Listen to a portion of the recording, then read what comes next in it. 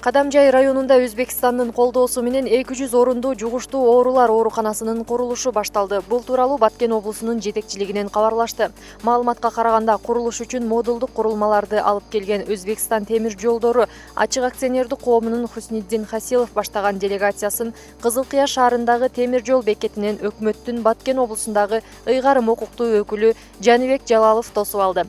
Ал өз сөзүндө кошуна мамлекеттин колдоосу үчүн ыраазычылык билдирди. Ооруканага ыңгайлашкан 40 контейнер темир жол аркылуу облуска алынып келинди. Жеңил конструкциядагы оорукана Кадамжай районунун аймактык ооруканасынын короосундагы 1 гектарга жакын аянтка курулат. Учурда имараттын ордун даярдоо иштери башталды.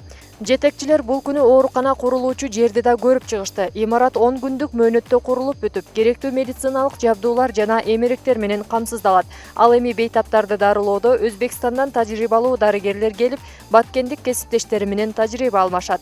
Булак турмуш сайты.